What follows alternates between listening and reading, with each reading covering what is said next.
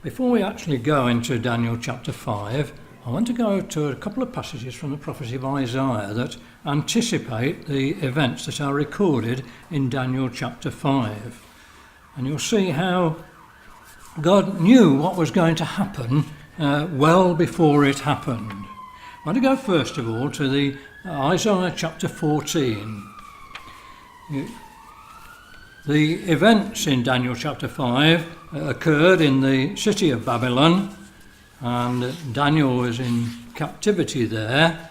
But in chapter 14, Isaiah, long before Babylon came to any great power, he prophesied concerning Babylon. Isaiah chapter 14 and verse 4. Thou shalt take up this proverb against the king of Babylon and say, how hath the oppressor ceased and the golden city ceased? So he's talking about the ascent of Babylon, the golden city, and being an oppressor to its downfall. Well, verse 12 goes on to say, so we're talking about Babylon, how art thou fallen from heaven, O Lucifer, son of the morning? How art thou cut down to the ground, which didst weaken the nations? So, Lucifer, son of the morning, the light, he is the one who was the great power of the time. But how art thou cut down to the ground, which didst weaken the nation? So clearly Babylon was going to achieve great power, but it was going to be brought down.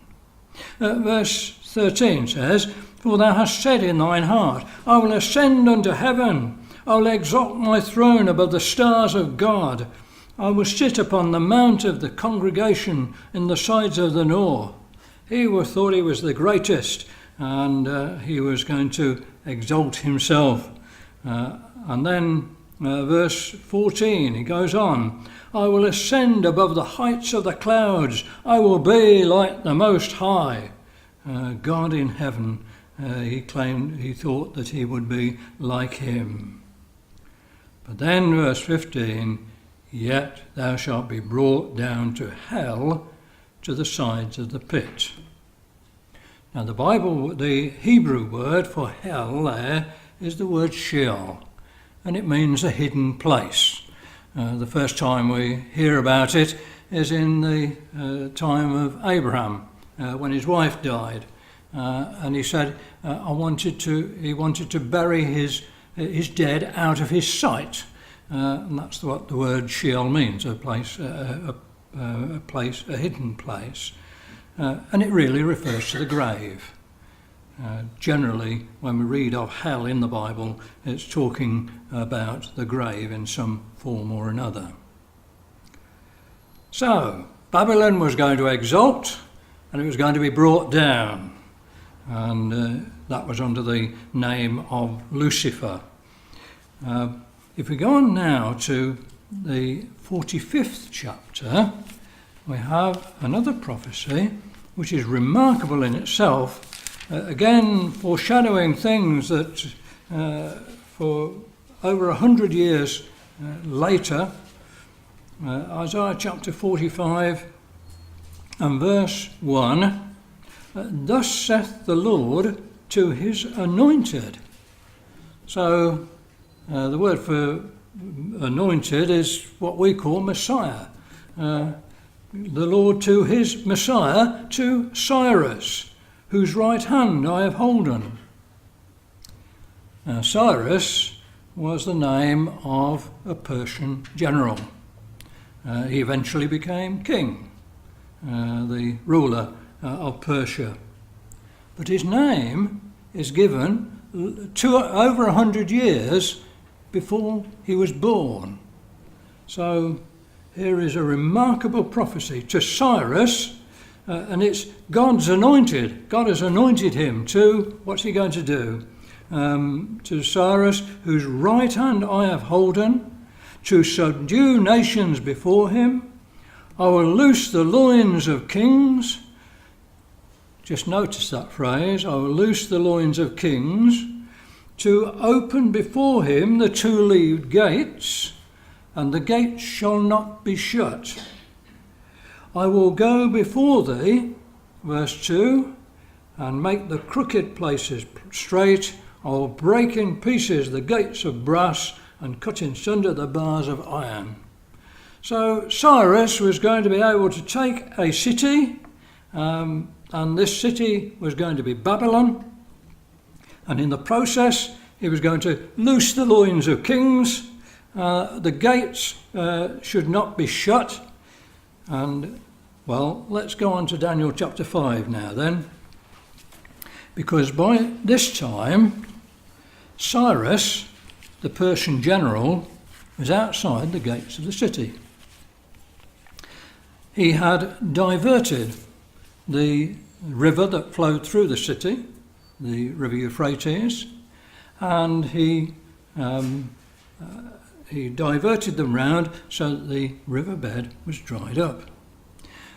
Inside Babylon, they trusted in the walls. They were massive walls, impregnable, they thought. 2 or 3 chariots could ride abreast round the top of these walls. They were massive, and they trusted in these walls. The king at the time was a man called Nabonidus. He was off out of the city, and Belshazzar, his son, was there, who was the one who's ruling in his stead. Right, verse 1 of Daniel chapter 5. Belshazzar the king made a great feast to 1,000 of his lords and drank wine before the 1,000. Here's a great celebration, a great feast. That phrase occurs 4 times in the Bible, and here is one of them.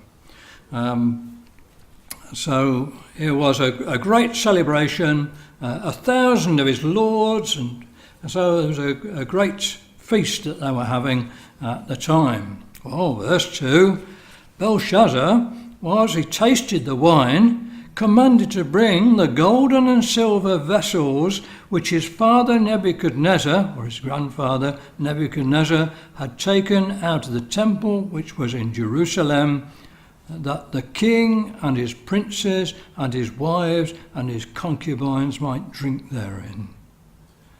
The sacred vessels out of the temple at Jerusalem that had been taken away into Babylon, and they were going to drink.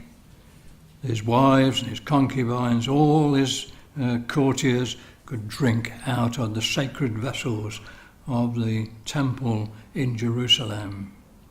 So verse 3 says, then they brought the golden vessels that were taken out of the temple of the house of God, which was at Jerusalem, and the king and his princes, his wives and his concubines drank in them. You can imagine the debauchery that was involved in this great feast.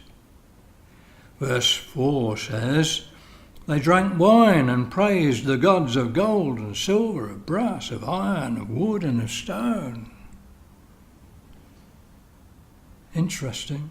There was a dream that Nebuchadnezzar had that had an idol of gold and silver and brass and iron in his dream, and it was that was broken to pieces by the establishment of the God of heaven. The God of heaven was going to set up a kingdom which shall never be destroyed. It was going to destroy all these kingdoms.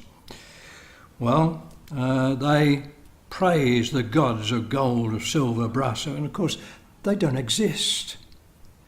These gods that they worshipped were non-existent. They just had as part of their propaganda that they were powerful, and they thought that they could praise their gods that they had made.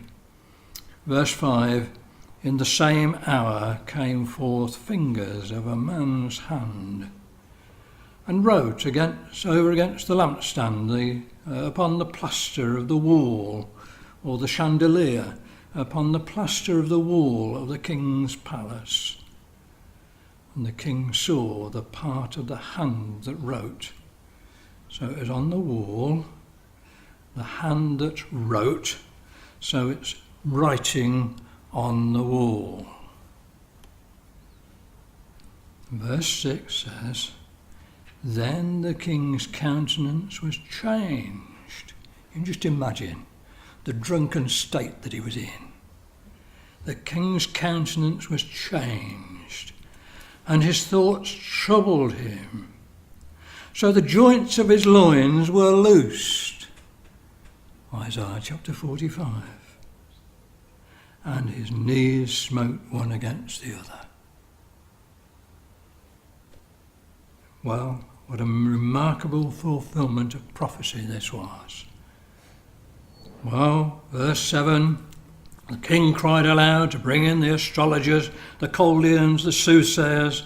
The king spake and said to the wise men of Babylon, whosoever shall read this writing and show me the interpretation thereof shall be clothed with scarlet and have a chain of gold about his neck and shall be the third ruler in the kingdom.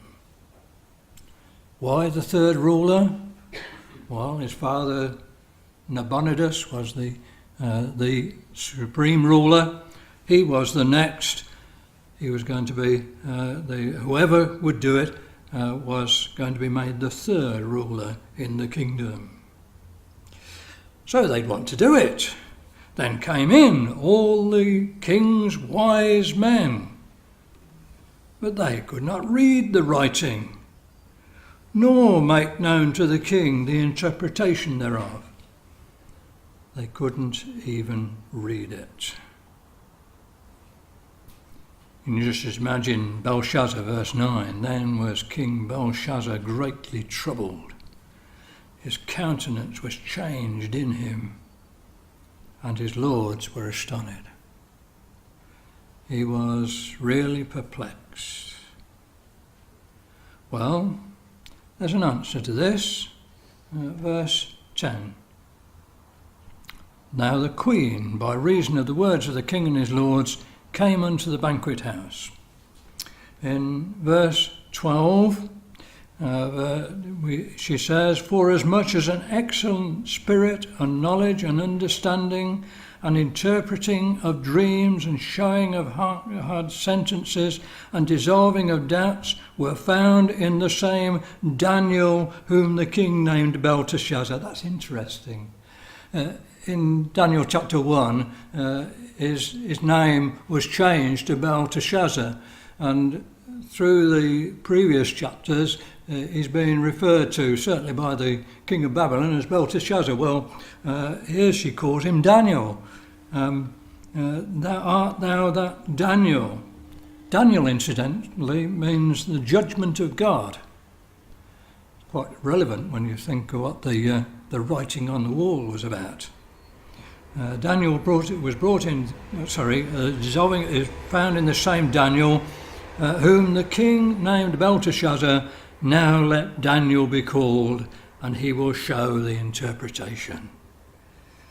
Well, verse 16 is brought in, and the king says to him, verse 16, I have heard of thee that thou canst make interpretations and dissolve doubts. Now if thou canst read the writing and make known to me the interpretation thereof, thou shalt be clothed with scarlet and have a chain of gold about thy neck, and thou shalt be the third ruler in the kingdom. Then Daniel answered and said before the king, let thy gifts be to thyself, and give thy rewards to another.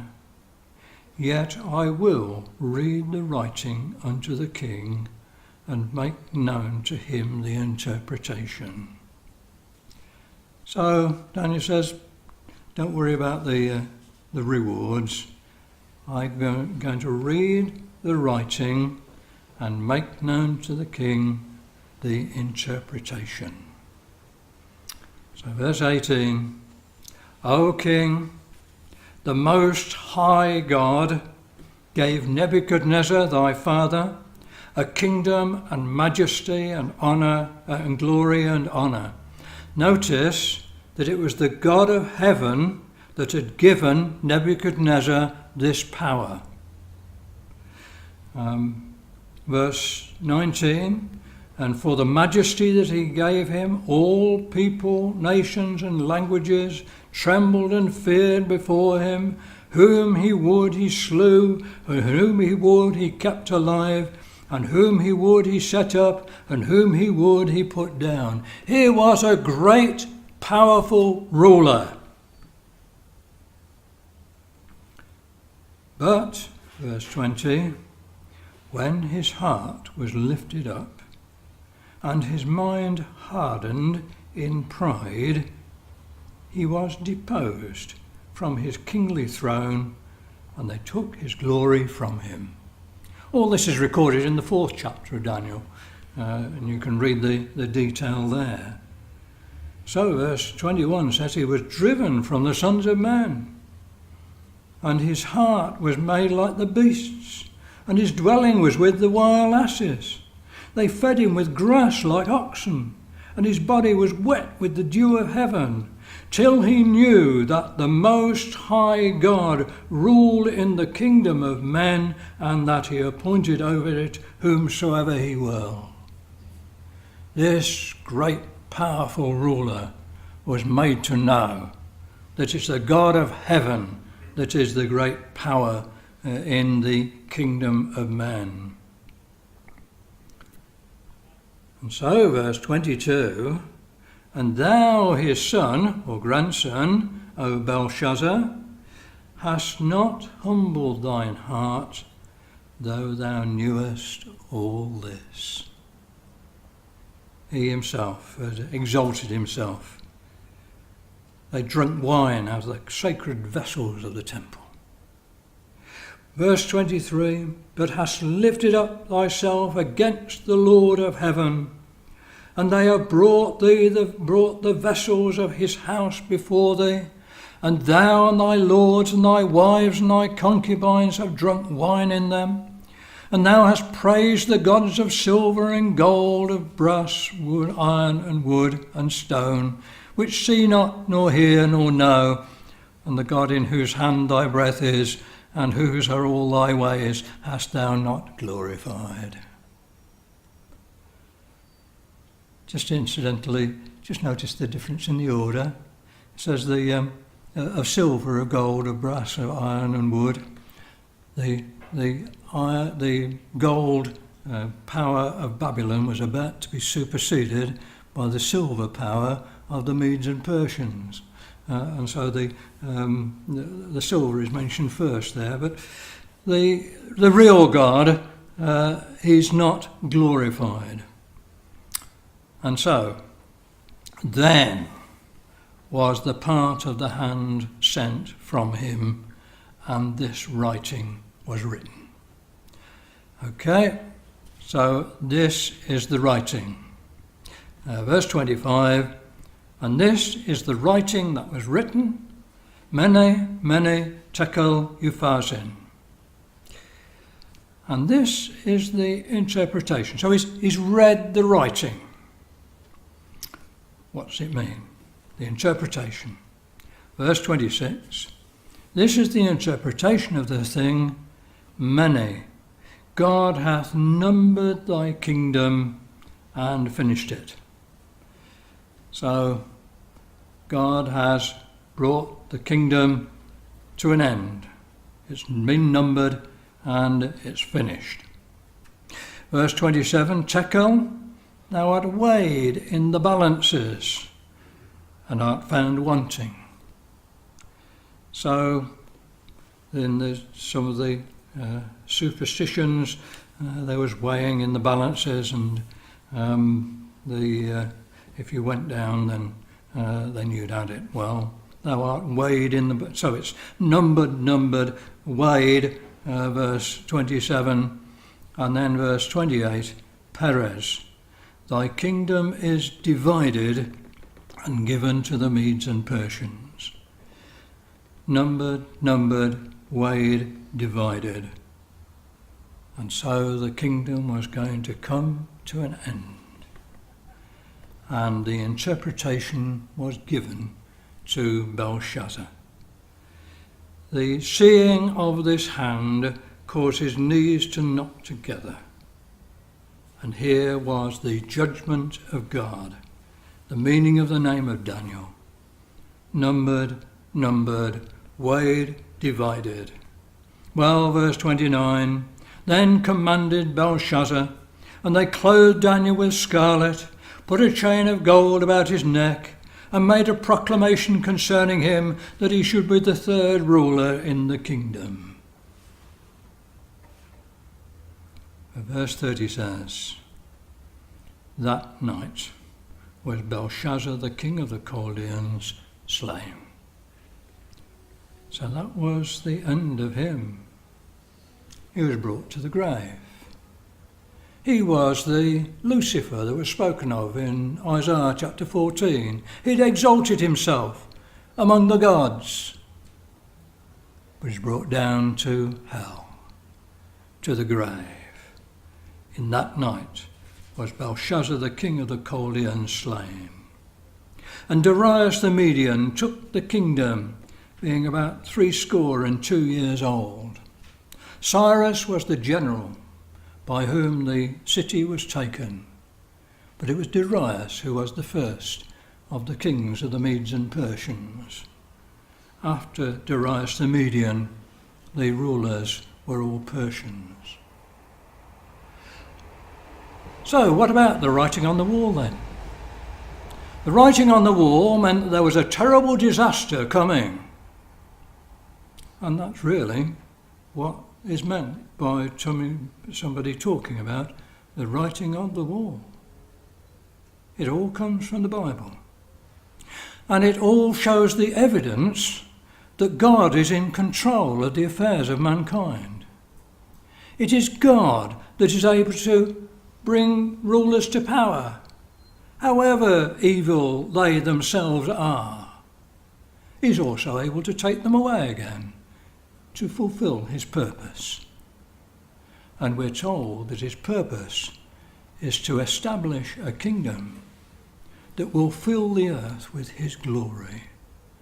And that's what the Bible tells us about. And we can be part of that kingdom if we read the Bible and obey the command of the gospel.